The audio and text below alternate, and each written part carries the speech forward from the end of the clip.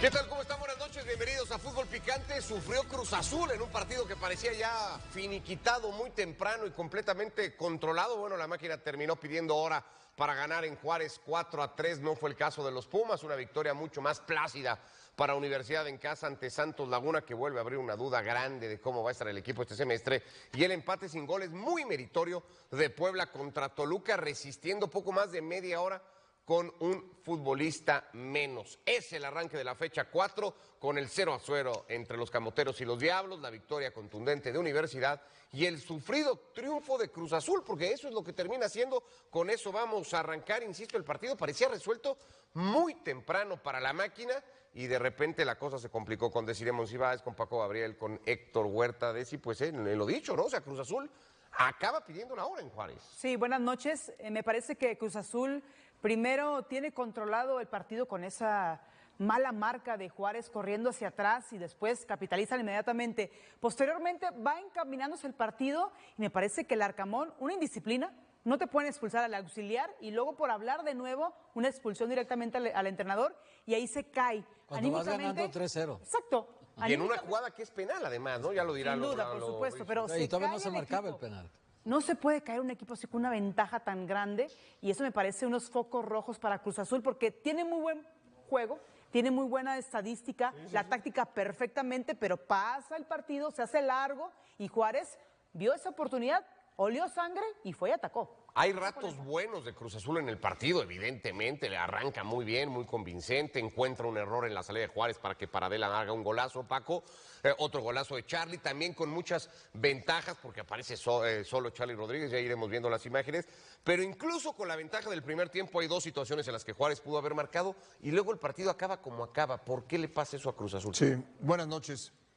Esa es la pregunta que se tiene que hacer el Arcamón y sí, alguien le tiene que decir que él es el líder del equipo, él es la cabeza del equipo y no puede regalar esta expulsión. No hay ningún motivo para hacerlo, no hay ninguna justificación. Me gustó mucho lo de Cruz Azul, me gustó mucho lo de Lira, la seriedad con la que jugaron Dita y Piovi, Gudiño muy bien. Sí. En el medio campo le pasaron por encima a Juárez. Yo destacaría a Charlie, pero para la vecino y para Adela muy bien. Y el Toro Fernández cumpliendo. Entonces, todo estaba encaminado. Realmente era un partido que pudo haber terminado 5-0 sin ningún problema. Después, bueno, vienen estas situaciones que se tienen que preguntar y responder ellos mismos, porque me parece que lo terminaron regalando y estuvo a punto Juárez, que con todo respeto, no sé qué trabajaron en estas 2 semanas, en este parón. Parecía que Caixinha además lo tenía muy claro, ¿no? Declaraciones que no defienden bien, atacan regular. En fin, muchas cosas que preguntarse también por ellos, pero en el caso de Cruz Azul me gustó lo que vi en lo futbolístico, me gustó mucho lo que vi. Más allá de eso, insisto, y por cómo termina el partido y con eso las dudas que pueda generar en Cruz Azul, su próximo rival en Liga, Héctor, va a ser Toluca, y a Toluca sin técnico y sin 9, porque también echaron al Toro Fernández del partido. Sí, y ya avisó en este inicio de torneo en 4 partidos para que los otros 15 rivales ya lo sepan, que Cruz Azul te trata de matar en los primeros 15 minutos.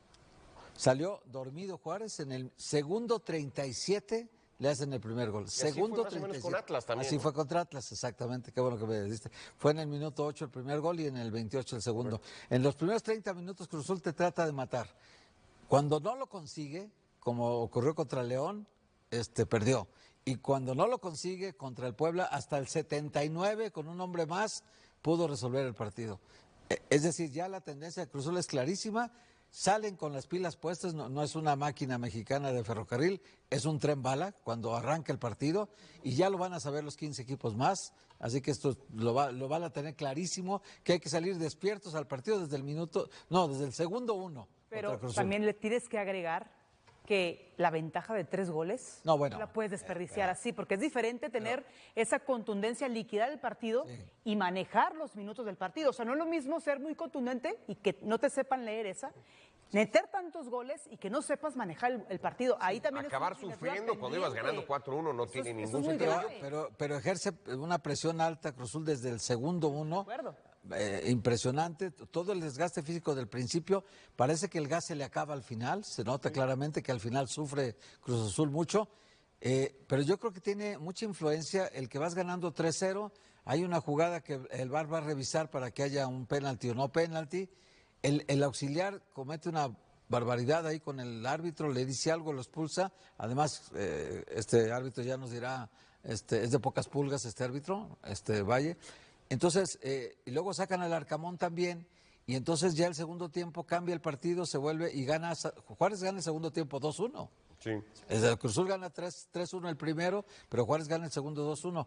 Y pidiendo la hora, Cruz Azul sacó el resultado, pidiendo la hora. Yo por eso entiendo pudo haberlo ganado muy fácil, ¿no? que hay ratos buenos de Cruz Azul, yo eso lo comparto. Claro. Hay ratos muy buenos de Cruz Azul, pero incluso en esos ratos buenos Juárez genera, entonces, y luego terminas sufriendo el partido o esperando que te lo piten para que no te lo empaten. No sé si defensivamente, o sea, porque Cruz Azul está claro que adelante va a andar bien.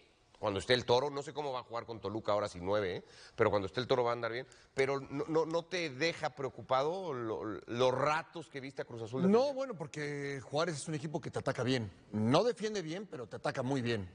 Y a mí me gusta mucho lo de Lira. Yo te digo que ya está en la lista definitiva. Bueno, Lira es, creo yo, el mejor futbolista mexicano de la liga hace rato. Puede ser, ¿no? puede Hace ser. rato. Y me gusta mucho lo de Charlie. Muchísimo. Y cuando se junta con Paradela, con Palavecino... ¿Jeremy te gustó? Jeremy también. Claro. O sea, muy bien. El medio campo de Cruz Azul, Muy buen equipo. muy bien. Atrás los veo serio, Gudiño bien. No, yo no creo que Cruz Azul haya estado en problemas. Evidentemente el rival te ataca, está en casa, va a buscar incomodarte, pero el partido estuvo controlado. Y por momentos con un amplio margen. Era para verlo liquidado sin ningún problema. Es increíble cómo se complica Cruz Azul. Y la actitud del cuerpo técnico permea en los jugadores. Eso lo tienen que entender. Es mentira eso de que nosotros nos metemos aquí y no, siempre estás pendiente de lo que pasa en la banca. Claro. Siempre. Entonces, el Arcamón ahí tiene que, porque no era para hacerse expulsar. No era, y yo no le voy a echar la culpa al árbitro.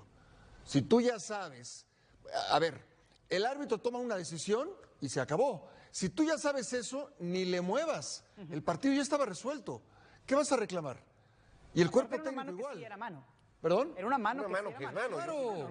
No hay que alegar en eso. Totalmente. Oye, ya nos dirá Lalo cuando le toque el análisis arbitral. También lo del Toro Fernández, si te expulsan por discutir una jugada en que el árbitro está dando gol y el VAR lo está checando y tú reclamas o insultas o algo y te expulsan, no teniendo un suplente, como sabe el Toro que no tiene, rival es tu equipo Toluca, está ganando y sigue el Toluca. No, pero que tu vio el equipo está ejemplo ganando. de su entrenador. Si por hablar, yo ahí viene el quiero reclamo, pues obviamente. Yo ahí quiero preguntar porque Era fueron 4-2, no había necesidad. Pero con el parón fueron días difíciles en Cruz Azul, pasó lo de Borja, se habló mucho, hubo mucha tensión otra vez, mucho tema extracancha. ¿Esto podría leerse como el efecto de eso? No, Cruz Azul. O sea, no llegó el Arcamón muy presionado, muy Yo creo que rebasado, el sí. entorno Cruz Azul pasa todo eso todo muy hasta la... No, pues, pero en la cancha sí. ya dijo, ya la acostumbrarse. En la ¿no? cancha sí le afecta, porque bien describía Paco que Juárez ataca muy bien.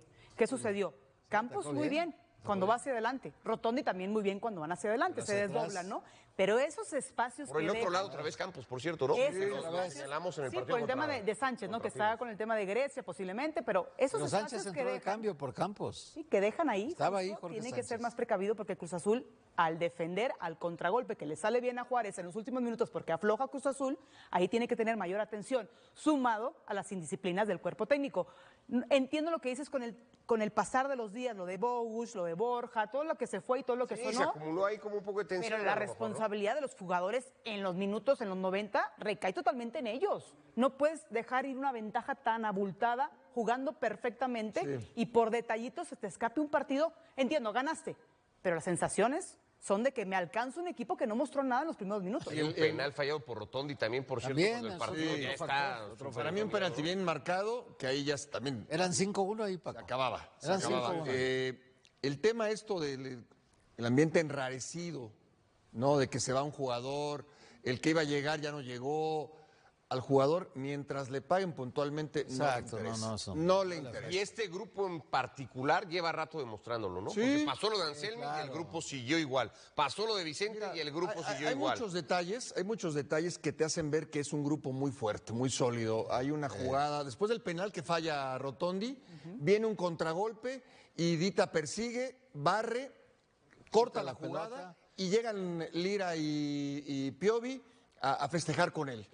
Y cada jugada que hay en una intervención oportuna en defensa, se reúnen y festejan o se motivan.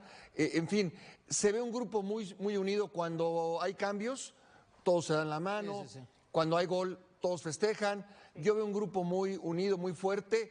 Lo que pueda pasar, temas extracancha, no le afectan a este equipo.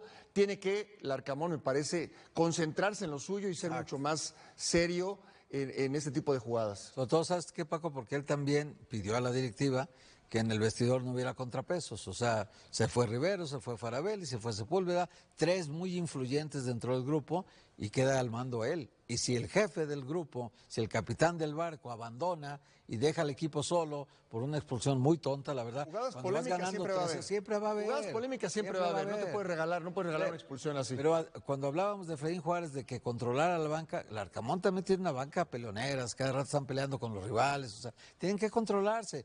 Al final de cuentas, el equipo lleva 9 puntos ya. Exacto. Quieras o no, ahí va. De lo positivo, ganaron. Ganaron. Y es bueno sí, 3 corregir puntos. ante la victoria, Claro, más ganando. que un empate, una derrota. Es Has distinto. hablado mucho y se coincide mucho en decir que Cruz Azul es un equipo más o menos predecible, que no cambia Sí. demasiado, pero hoy demuestra, creo, en los ratos en donde está bien, que por más predecible, por más que sepamos cómo va a jugar Cruz Azul, si ejecuta bien el partido, No, de acuerdo. es muy difícil No, de superar a acuerdo. este equipo, Lo de ¿no? Palavecino y lo de Paradela, excelente, extraordinario. Hacen que luzca igual Charlie Rodríguez, pero son 3 centrales, 2 carrileros, es la misma función. El 11 no nos sorprendió No a se mueve. ninguno, ¿A ¿no? Era un ninguno? 11 muy, muy cantado. Evidente, digamos. pero que no se me vaya a lastimar Lira, que no vaya a bajar Paradela. Me parece el movimiento de traer a Palavecino, que ellos dos surgen perfectamente, se entienden sin ver códigos, donde incluso los movimientos son básicamente sin ver, ¿no? Esos asociaciones naturales. Y aparte, lo único que hay que tener en cuenta es lo del Toro Fernández, que no pasen estas cosas, porque ahora va a ser Levi el que tenga que salir al quite, un joven, para decir yo soy el 9 suplente y ahora hay que responder, ¿no? Ante esa ausencia de la expulsión. Pero me parece predecible, pero mientras ellos estén ejecutando de manera responsable, sin dejar ir esos detalles, puede ser un equipo que vaya en construcción, de menos a más. Solamente que se tope con ese calendario que vienen a Vancouver y luego se van a Toluca y luego después viene Tigres y luego Chivas, ahí es de cuidado, ¿no? Un poco. Ahora, se fueron tres jugadores que tenían mucho peso en la profundidad del plantel. O sea, Rivero, Farabelli, Sepúlveda tienen, si tú sumas el volumen, tienes 3 cambios muy importantes en caso de que no fueran titulares, ¿no? Hoy los cambios fueron Lucas Romero, a Mauri Morales lo sacan y meten a Mateo Levi, a Mauri García y Jorge Sánchez. Ya va bajando el nivel de la profundidad del equipo en relación a lo que Cruz Azul tenía todavía el torneo pasado. Ese es un factor también a considerar, porque ahorita hay 2 plazas de extranjeros libres. Entonces tienes que llenarlas. Bueno, donde más se va a notar liguilla. va a ser la próxima semana cuando tengas que ver cómo juegas contra Sin el Toluca. Toro, sin el Toro. Sin 9. Exacto. Bueno, no sin 9, porque decía decir eso. Porque esta semana, aunque llegue uno, pues, Mateo Levi, difícilmente va a jugar. pero va a ser muy difícil Muy jugar difícil. el partido así. No, por supuesto que sí. Mateo Levi, la verdad, tiene muchísimos minutos y Son pocos ausencias goles. importantes, sin lugar a dudas, pero igual no es justificación. Cruz Azul tendrá que salir a enfrentar los rivales que le quedan a Cruz Azul en las próximas salidas, las próximas fechas. Tiene que presentar su mejor cuadro posible, entendiendo que hay una ausencia clara que es la del centro delantero.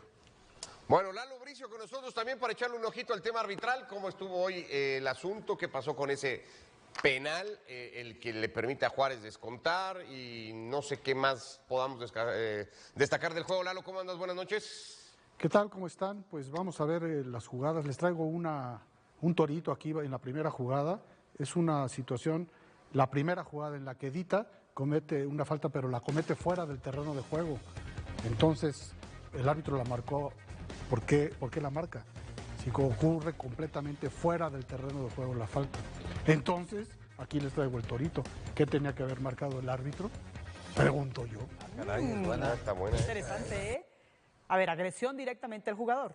Es Bueno, una lo amonestó, amonestación, sí, pero, lo amonestó, lo pero amonestó. el balón sigue vivo, está en Bote. juego. No está vivo, pero la falta es afuera. Entonces, Bote. ahora, cuando el balón que está dentro del terreno de juego permanece dentro y las faltas se comete afuera, se sanciona la falta. ¿sí? Se sanciona la falta como si hubiese marcado adentro. la cobras en la raya prácticamente, y eso fue lo que hizo el árbitro. Una buena decisión arbitral desde el punto de vista O sea, técnico. traía truco la pregunta, ¿no? Pero es que Traía truco. hiciste afirmación y luego nos hiciste dudar creyendo que era así. Claro, así son las preguntas. Mira, Así son los profesores. Ese es el torito. Profesor, no me está gustando. La para falta nada. fue fuera del terreno de juego. Preguntas La truculentas. falta fue afuera y el balón está dentro. Entonces, antes, si la falta era afuera, no se marcaba. Esa es Ahora una falta didáctica, digamos. es una falta didáctica. Como el balón estaba dentro del terreno de juego, se sanciona la falta como si hubiese sido adentro y bien por la tarjeta Porque amarilla. incluso, perdón Lalo, te interrumpo, puedes correr por fuera de la cancha si el balón está dentro, ¿no? Aquel gol de Gareth Bale, ¿se acuerdan Claro. en Copa del Rey? Sí. Cuando Gareth Bale corre por fuera del campo y luego y termina definiendo. Y si te hacen falta mientras vas corriendo por fuera y el balón está dentro, entonces se marca la falta como si fuera dentro del terreno de juego, ¿no? También tenemos este fuera de juego de Estupiñán, que es una jugada que está espeluznante, porque al momento del pase, la jugada normal, dices fuera de juego clarísimo, pero a la hora que te pasan la repe, dices no, los que estábamos viendo el partido ahí, todos dijeron no, y a la hora que te pasan la animación en 3D, se ve que tuvo una puntería de Apache el árbitro asistente, el señor Castrejón, y levanta su bandera porque es mínimo, milimétrico el fuera de juego. Aplausos para el juez de línea que se comprometió desde un principio levantando su bandera. Gracias a la tecnología sabemos que fue correcta la marcación y fue un gol importante, porque si hubiese contado, pues se hubieran empatado el partido, ¿no? Fue una jugada muy importante. Y finalmente traemos, aunque fue un partido ríspido, con muchos reclamos hacia el árbitro, este señor tiene no se ha consolidado y todavía tiene que poner más energía al arbitrar, pero es una mano muy clara de Palavicino. Él está volteado, pero no puede tener la mano estirada de esa manera porque está cubriendo un espacio que su cuerpo normalmente... El Puebla no hizo cubriría. igual hoy, ¿verdad? Probablemente no. En el Puebla pasó otra parecida a esta. Pues sí, pasó La una de Luis parecida. Rey. Sí, pero aquí Palavicino va con el brazo abierto. Entonces, aunque esté volteado, el hecho de tener el brazo ahí implica que aunque sea de manera inconsciente, estás tratando Y de la cubrir, distancia que hay entre uno y otro y nada, porque luego también se o que se argumenta tenían eso. agarrados de la mano y que, bueno, pues, ¿para qué se agarran de la mano? Entonces, el hecho de ensanchar tu cuerpo, cubriendo un espacio que normalmente tu cuerpo no cubriría, fue lo que ocurrió. Viene el VAR, estaba Vizcarra en el VAR, lo llama, y pues no, el árbitro la analiza, le ponen una buena toma, ¿y qué le queda? Pues marcar El penalti señalado a favor de Cruz Azul está bien señalado. El penalti sobre está bravo, Fernández, sí, ¿no? Está bien Está señalado. brava porque Porque sí no la parece toca Jurado. Sí, está brava porque exactamente, pero tampoco juega la pelota, ¿no? Se constituye un obstáculo, el delantero se tira y Parece pues, piscinazo, ¿no? parece piscinazo. Y lo del Toro no puede ser otra cosa más que algún insulto, ¿no? Claramente, porque Cuando mete el gol Guilherme, el sí, 4-2. pero ahí habrá que ahí esperar hasta la empieza. cédula, ¿no? Para exactamente ver qué cuando- reportan. Cuando es roja directa es porque te insultaron, sí. Cuando es una cuestión que no hay una acción de juego, habla contigo no hay acción y de es roja directa, es un insulto. es que les- Cuando es la segunda amarilla puede haber sido un reclamo fuera de tono, ¿sí? Pero tiene que mejorar mucho en disciplina el Cruz Azul, se la pasan reclamándole al árbitro todas, sí, todo el cualquier jugadita, cualquier saque de banda, cualquier faltita, La banca igual. todo el tiempo, La banca Lira igual. está encima de él, todos, Rotondi, todos están encima del Muy árbitro, cancheros. pónganse a jugar. Esa es instrucción de banca, ¿eh? Yo creo que sí, que se pongan a jugar mejor. Gracias, Lalo. Nos vemos al ratito con el de Pumas. Órale, acá seguimos nosotros. De momento abrimos pausa en la primera en esta edición de Fútbol Picante. Hablaremos de Pumas, de la goleada del equipo, del empate sin goles de Toluca. Pero vamos a sentarnos a platicar, lo hicimos ya con Armando González, la hormiga de cara al partido de mañana en San Luis, hablando con Adal Franco. No te pierdas mañana todas mis acciones contra San Luis por Disney Plus. Las probabilidades picantes son presentadas por Codere.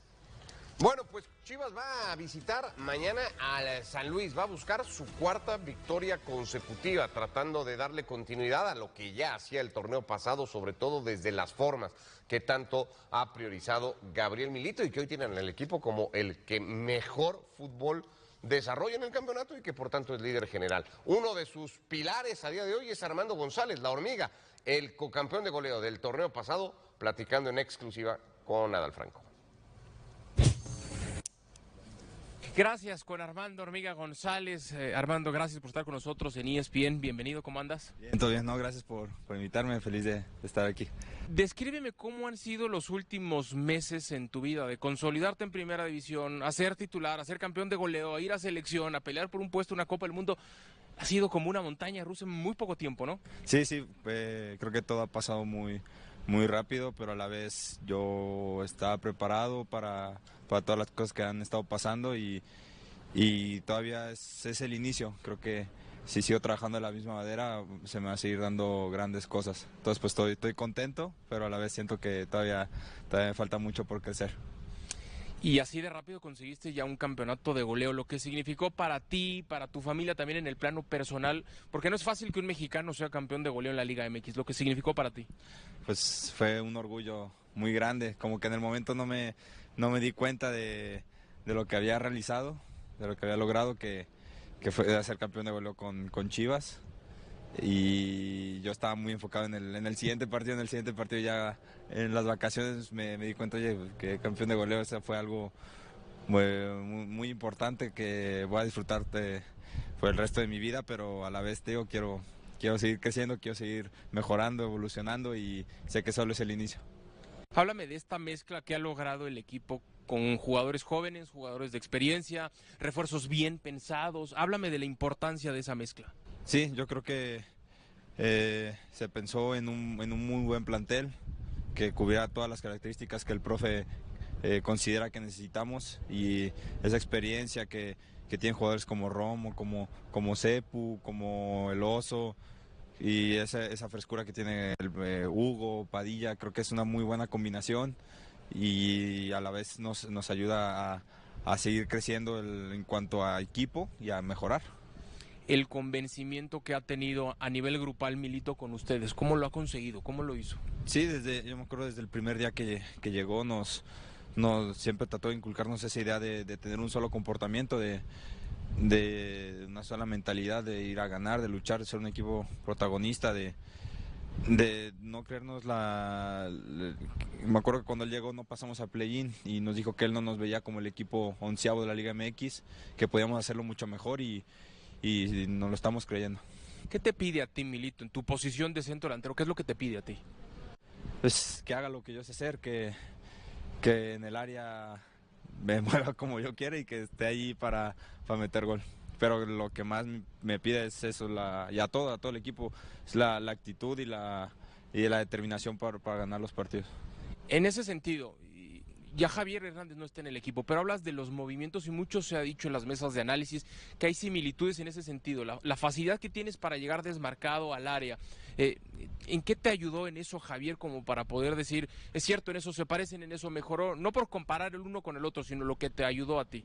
Sí, pues ya lo he dicho muchas veces, Javier me ayudó a evolucionar un poco más mi juego. Yo ya tenía esa idea de los movimientos porque es algo que como intuición no sé cómo explicarlo. Tú simplemente sabes que el balón va a caer en esa zona, tratas de llegar a donde crees que hay más peligro, donde puede caer el rebote, y Javier me ayudó a pulir esas cosas que todavía me faltaban. Son 3 partidos, 3 victorias, vaya inicio de torneo para Chivas. ¿Cómo mantener esa regularidad en los siguientes juegos? Igual, que seguir trabajando con humildad. No hemos logrado nada, todavía no cumplimos nuestro objetivo, y cada partido es una final. Cada partido va a querer venir un equipo que nos va a querer ganar, nos va a querer pasar por encima, y nosotros no lo podemos permitir. Armando, ¿cómo te fue ahora en selección? ¿Qué te dijo el Vasco? Yo muy contento y muy agradecido con el profe, con Rafa, con todo el staff y cuerpo técnico ahí que me recibieron y me tomaron en cuenta. Yo muy contento y siempre muy feliz de representar a mi país. Creo que es lo que todos soñamos de niños, y pues nomás me pidieron que hiciera lo que yo sé hacer. Por algo estoy haciendo bien las cosas, porque por algo se me tomó en cuenta, entonces eso fue lo único que me pidió. Háblame de ese sueño de poder jugar una Copa del Mundo, va a ser en México, lo que representaría para ti poder defender la camiseta de la selección en un mundial en casa. Sí, creo que jugar un mundial no tiene comparación, y más en el Azteca, en el Akron, en Monterrey, donde esté, siempre sé que vamos a estar de locales. Entonces pues vivir un mundial y más en tu casa, creo que es un sueño que muy poco puedes hacer en tu vida, y pues yo espero, primero Dios, se me pueda tomar en cuenta. Yo voy a hacer lo que a mí me toca, que es trabajar día a día, seguir mejorando día a día y eso es lo que depende de mí. ¿Cuáles son tus objetivos en el corto y mediano plazo? Digo, el seguir creciendo, seguir mejorando como jugador, seguir mejorando cada día, ser mejor cada día, ser mejor que ayer y pues, lograr cosas en Chivas. Tengo ese sueño de ir a Europa, pero primeramente está aquí en Chivas y si yo hago bien las cosas aquí en Chivas, se me va a tomar en cuenta para la selección, para Europa. Primeramente es el día a día.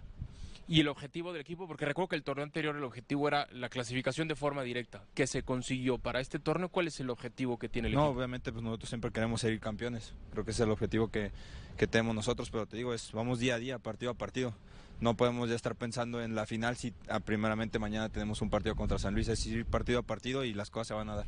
Ya por último, justo en el partido de mañana en San Luis, no es por ponerte más nervioso, pero vas a tener una cama específica siguiéndote en todo momento, toda la gente que te quiere ver a ti, para disfrutar también de tu juego, lo que dices, la forma en la que te desmarcas. ¿En qué nos tenemos que fijar? ¿En esa cámara que te va a seguir en todo el partido a ti? ¿En qué ponemos especial atención? No sé, yo simplemente trato de dar mi mejor esfuerzo, de dar mi máximo esfuerzo, toda la actitud que tengo y a veces las cosas técnicamente te pondrás decir o no, pero la actitud que tienes en el partido creo es lo primordial. Y en un festejo, ¿no? Porque el último estuvo bueno con el balón y demás. Sí, ese Dragon Ball me lo habían pedido ahí un niño ahí que va al club. Y me dijo, por favor, hazlo así. Ya tenía varias semanas pidiéndomelo y se lo ¿Y ya tienes una idea de otro? No, a veces ahorita que me ponga a ver Ani se me ocurra uno. Lo trato de visualizar, la verdad, el festejo que quiera hacer. Todavía no tengo idea de cuál va a ser mañana, capaz el jutsu o algo, pero la verdad creo que un festejo siempre es muy, muy especial de hacer. Armando, te agradecemos mucho el tiempo que has dado para ESPN y te deseamos el mayor de los éxitos. Muchas gracias. Armando La Hormiga González con nosotros en ESPN. Pues ahí está una muy buena plática de Adal Franco con Armando González, que de a poquito se va a tener que ir acostumbrando a estos escenarios, se le ve cada vez más suelto, más relajado, más cómodo también, con más confianza. Adal Franco está con nosotros desde San Luis en esta edición de Fútbol Picante. Adal, para que nos compartas un poquito más de la charla. Insisto, todavía no es que se la pase dando entrevistas, pero la hormiga se ve cada vez más natural, ¿no? En estas charlas como la que ha tenido hoy contigo. ¿Cómo lo notaste? ¿Qué más te contó el delantero de Chivas? ¿Cómo está, Ricardo? Fuerte abrazo para ti y para todos allá en el estudio de Fútbol Picante. Sí, dices y coincido plenamente. Sobre todo me quedo con la parte de un muchacho centrado, sin prisa por acelerar los tiempos, consciente de lo que está haciendo, de que su presente le ha llevado también a esa posibilidad de vestir la camiseta de la selección mexicana. Por supuesto que en sus objetivos hablaba de ir a Europa, de estar en selección, pero te lo dice él y te lo dicen varios elementos de las Chivas. Es el paso a paso, no hay ninguna prisa, no se vuelven locos, no festejan nada por haber ganado los primeros tres partidos del torneo, mantienen esa calma y sobre todo en algo, Ricardo, que ha sido un común denominador con diferentes elementos del equipo. Te hablan de un mismo comportamiento, ¿no? Ser el mismo futbolista cuando estás entrenando, cuando estás jugando, pero cuando también estás en tu casa, cuando estás viajando, me llama la atención. Es muy joven la hormiga, pero te puedo decir que cuida su alimentación, pesa su comida, viaja con medias de compresión, en fin, le dedica un extra, un adicional a una profesión que hoy te entrega más herramientas a partir de la tecnología y a partir de otras áreas adicionales a las futbolísticas, como para tratar de ser una mejor versión de él. Repites mucho eso de con calma, que Chivas no ha ganado nada, pero me da la sensación que el entorno de Guadalajara, sobre todo el que es pro Chivas, de calma poco, ¿no? Y está justificado también, pues muy ilusionado con este arranque de campeonato y visualizando escenarios, pues realmente, pues no sé, importantes, grandes para Guadalajara este semestre. Bueno, tal vez puede ser que existan algunas voces que estén ilusionadas, que estén animadas, pero al final los que juegan son los futbolistas.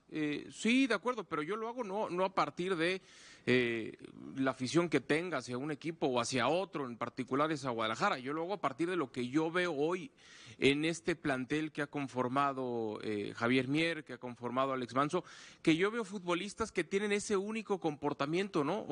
Hoy hablas de futbolistas importantes que están en Chivas y que ya son de selección. ¿Cuántas veces se criticó? Es que Chivas tiene futbolistas de selección.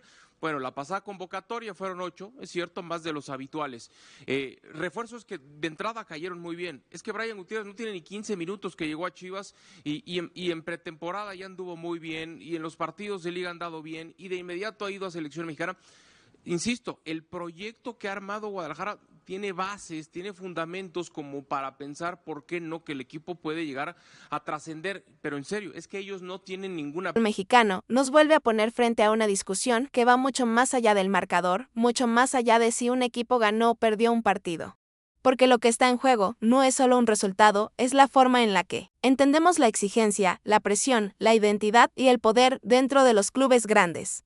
Especialmente cuando las cosas empiezan a salirse del guión esperado. Durante años hemos normalizado una narrativa muy peligrosa. La narrativa de la obligación, la idea de que ciertos equipos tienen que ganar sí o sí, independientemente del contexto, del rival, del momento. Como si el fútbol fuera una ecuación matemática donde el nombre pesa más que el juego. Y esa narrativa, lejos de ayudar, termina deformando la manera en la que se construyen y se juzgan los proyectos. Cuando se dice que un equipo está obligado a ganar, lo que en realidad se está haciendo es reducir todo el análisis a una sola palabra, ignorando procesos, ignorando contextos y, sobre todo, ignorando que el fútbol sigue siendo un deporte donde influyen muchísimas variables que no se controlan, desde una oficina ni desde un micrófono. Chivas, por ejemplo, vive hoy un momento que ilustra perfectamente esta contradicción porque tiene un buen arranque, porque juega bien, porque transmite una idea clara y de inmediato aparece el discurso de la obligación, como si ganar 3 partidos te colocara automáticamente en la misma categoría de equipos que llevan años invirtiendo, compitiendo y sosteniendo proyectos con planteles mucho más profundos. Pero ganar no te da obligaciones, ganar te da confianza, te da impulso, te da margen. Y confundir una cosa con la otra es uno de los errores más comunes y más dañinos que cometemos desde el análisis y desde la narrativa mediática. El futbolista no entra a la cancha pensando en obligaciones abstractas. Entra pensando en ejecutar una idea, en cumplir un rol, en competir, y cuando se le carga con una exigencia mal entendida, el efecto suele ser el contrario, aparece el miedo. Aparece la tensión y el rendimiento se ve afectado.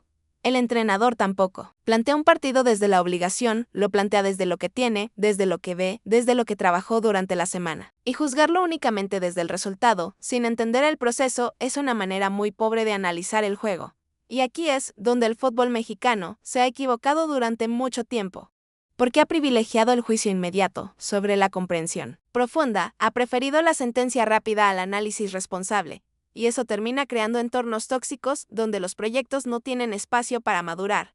Chivas tiene una identidad muy particular, una identidad que no es solo deportiva, sino cultural, una identidad que le impone límites estructurales muy claros, como jugar únicamente con futbolistas mexicanos. Y ese detalle cambia por completo la manera en la que se debe evaluar su rendimiento.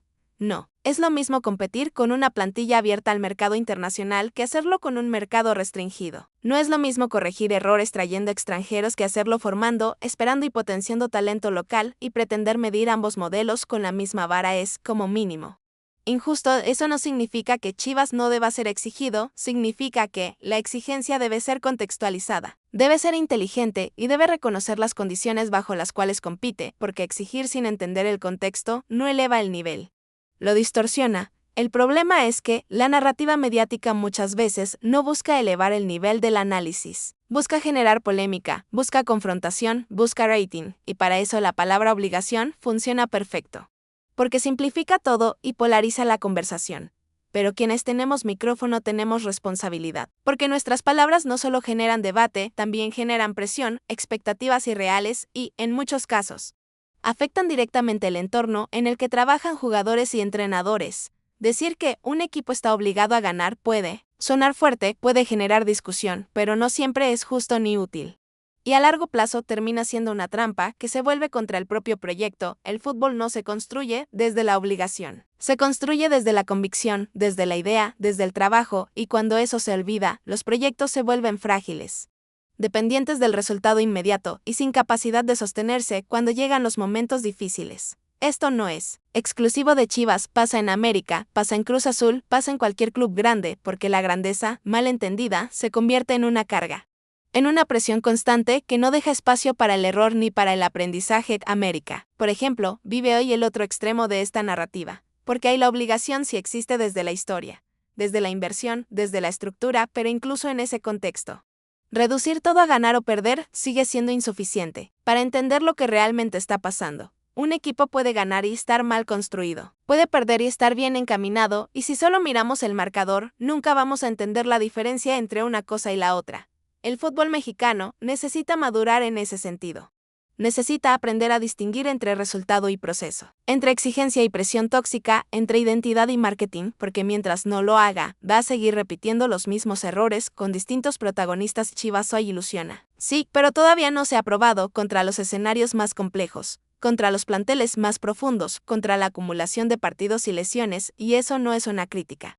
Es una realidad natural de cualquier proyecto en construcción. Evaluar a un equipo en la jornada 3 o 4 como candidato firme es tan irresponsable como descartarlo después de 2 derrotas. Y sin embargo, eso es exactamente lo que hacemos una y otra vez. El fútbol no funciona así, los proyectos no se definen en semanas, se definen en meses y en años, y mientras no entendamos eso, vamos a seguir viviendo de picos emocionales que no reflejan la realidad.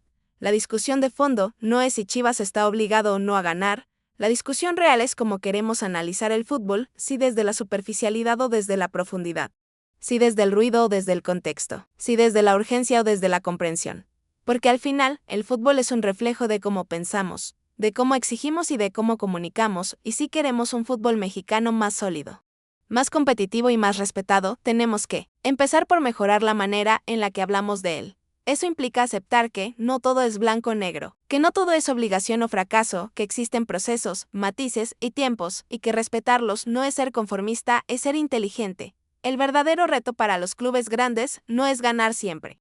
Eso es imposible, el verdadero reto es construir proyectos que sepan ganar y sepan perder sin romperse. Proyectos que tengan identidad más allá del resultado y que puedan sostenerse en el tiempo. Chivas está en una etapa donde puede crecer mucho si se le evalúa con cabeza fría. América está en una etapa donde debe reconstruirse con autocrítica real. Cruz Azul sigue buscando estabilidad y todos, absolutamente todos, están sometidos a la misma presión mediática que muchas veces confunde más de lo que aclara. El fútbol mexicano tiene talento, tiene pasión, tiene historia, pero necesita dar un salto en su manera de analizarse a sí mismo. Porque sin ese salto, los errores seguirán repitiéndose y las oportunidades seguirán perdiéndose. Al final, el fútbol no se gana por obligación, se gana jugando bien, se gana trabajando mejor que el rival. Se gana entendiendo el contexto y se gana tomando decisiones coherentes, y mientras sigamos olvidando eso, seguiremos atrapados en la misma discusión una y otra vez. Y ese es el verdadero debate que deberíamos estar teniendo hoy. No quién está obligado a ganar, sino cómo construimos un fútbol más inteligente, más justo y más honesto con su propia realidad, y siguiendo esa línea. También es necesario detenerse un momento en cómo la palabra obligación termina siendo utilizada como una forma de control emocional. Porque cuando se repite una y otra vez que un equipo tiene que ganar, que no hay margen, que cualquier otra cosa es fracaso, se va creando un ambiente donde el error no es parte del proceso, sino una condena inmediata. Ese ambiente no ayuda. Nadie, no ayuda al jugador joven que todavía está aprendiendo, no ayuda al veterano que intenta sostener un nivel alto, no ayuda al entrenador que quiere implementar una idea y mucho menos ayuda al club que busca estabilidad, porque la estabilidad no nace del miedo, nace de la confianza. El futbolista mexicano, en particular, ha crecido durante años bajo esa presión, mal entendida, una presión que no siempre viene del vestidor ni del cuerpo técnico, sino del entorno, de la conversación constante, del juicio permanente. Y eso termina moldeando comportamientos dentro de la cancha. Cuando el miedo a equivocarse pesa más que las ganas de intentar, el juego se vuelve predecible, conservador y, en muchos casos, carente de personalidad, algo que se ha visto en distintos equipos cuando el discurso de la obligación se vuelve dominante. Por eso es tan importante diferenciar entre exigir y asfixiar, porque exigir implica pedir compromiso, trabajo y competitividad. Pero asfixiar implica no permitir el error, no permitir el aprendizaje y no permitir el crecimiento, y esa diferencia muchas veces se pierde en la conversación pública. Chivas, por ejemplo, está construyendo algo interesante desde una base clara, con una identidad reconocible y con una idea que se repite, y eso merece ser analizado con seriedad. No inflado de manera irresponsable ni descalificado a la primera dificultad. Decir que no está obligado a ganar no significa quitarle mérito ni bajar la vara.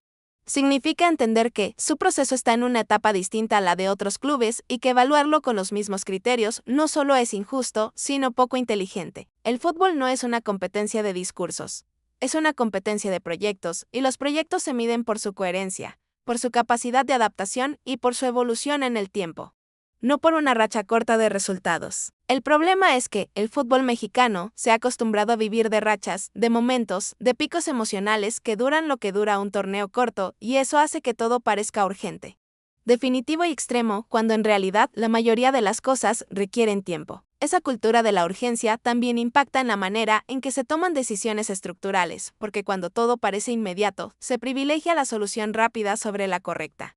El fichaje de impacto sobre el encaje real y el discurso tranquilizador sobre la autocrítica. Y así se va construyendo un círculo vicioso donde los errores se repiten, donde los proyectos se interrumpen antes de madurar y donde la frustración se acumula, tanto en la cancha como en la tribuna. El fútbol mexicano tiene que aprender a salir de ese círculo, tiene que aprender a distinguir entre presión sana y presión destructiva, entre exigencia lógica y expectativa inflada. Porque mientras no lo haga, seguirá generando talento, que duda, proyectos que se rompen y equipos que no logran sostener un nivel alto durante mucho tiempo. La conversación sobre la obligación, en el fondo, es una conversación sobre madurez, sobre cómo entendemos el éxito y el fracaso, sobre si somos capaces de analizar más allá del resultado inmediato y sobre si estamos dispuestos a aceptar que el fútbol, como cualquier proceso humano, tiene altibajos. No se trata de justificar derrotas ni de celebrar mediocridad, se trata de construir un análisis más honesto, más profundo y más útil. Uno que ayude a mejorar en lugar de solo señalar. Los clubes grandes seguirán siendo exigidos, eso no va a cambiar, pero la manera en que se ejerce esa exigencia sí puede cambiar. Y debería hacerlo si realmente se quiere elevar el nivel del fútbol mexicano. Porque exigir sin entender es fácil, pero exigir entendiendo el contexto es lo que realmente construye, y ahí es donde todavía hay mucho camino por recorrer. Este debate, aunque parezca sencillo, toca fibras muy profundas de nuestra cultura futbolística, porque cuestiona hábitos, cuestiona discursos y cuestiona la manera en que consumimos y juzgamos el juego. Y mientras no estemos dispuestos a cuestionarnos, también como espectadores, como analistas y como generadores de contenido, el fútbol seguirá siendo rehén de sus propias contradicciones. Por eso vale la pena seguir hablando de esto, seguir profundizando, seguir incomodando si es necesario, porque solo así se puede aspirar a un fútbol más coherente, más competitivo y más justo con quienes lo juegan y con quienes lo siguen. Y ese, al final, es el verdadero objetivo de cualquier análisis que pretenda ir más allá del resultado del fin de semana. Y al llegar a este punto, ya no queda duda de que la palabra obligación se ha convertido en una especie de atajo discursivo, un recurso fácil para evitar el análisis profundo, porque decir que alguien está obligado a ganar libera de la responsabilidad de explicar el porqué, de entender el cómo y de contextualizar el cuándo, y eso empobrece la conversación futbolística. Cuando todo será dusa obligación o fracaso, se pierde la posibilidad de hablar de evolución, de ajustes, de crecimiento, de errores bien intencionados, y de aciertos que no siempre se reflejan de inmediato en el marcador. Y sin esa conversación más amplia, el fútbol se vuelve una narrativa plana, repetitiva y predecible. El problema es que esa narrativa termina influyendo directamente en las decisiones internas de los clubes, porque los directivos también escuchan, también leen y también sienten la presión del entorno, y cuando esa presión se basa en simplificaciones, las respuestas suelen ser igual de simplificadas. Cambios apresurados, fichajes reactivos, discursos defensivos, promesas que no se pueden sostener. Todo eso nace de una cultura que no tolera el proceso y que exige resultados inmediatos sin preguntarse si las bases son las correctas. Y así se construyen proyectos inestables. Proyectos que parecen fuertes cuando ganan y frágiles cuando pierden. Proyectos que no logran sostener una identidad porque viven ajustándose al ruido del momento en lugar de a una visión clara. El fútbol mexicano tiene ejemplos de sobra de esto, equipos que ganaron un torneo y desaparecieron al siguiente, técnicos que pasaron de héroes a villanos en cuestión de meses y planteles que se desarmaron sin una idea clara de reconstrucción. Todo como consecuencia de esa urgencia mal entendida. Por eso resulta tan importante cuestionar el uso indiscriminado de conceptos como obligación, porque detrás de esa palabra se esconden muchas de las limitaciones que hoy enfrenta el fútbol nacional. Para dar un salto de calidad, exigir es necesario, claro que sí. Nadie quiere un fútbol conformista, pero exigir con inteligencia implica saber qué pedir, cuándo pedirlo y a quién pedirlo, y eso solo se logra con análisis, con contexto y con una visión más amplia del juego. Un equipo joven no se evalúa igual que uno veterano. Un proyecto en construcción no se juzga igual que uno consolidado, y un club con restricciones estructurales no compite bajo las mismas condiciones que uno con mercado abierto. Y pretender ignorar esas diferencias es negar la realidad.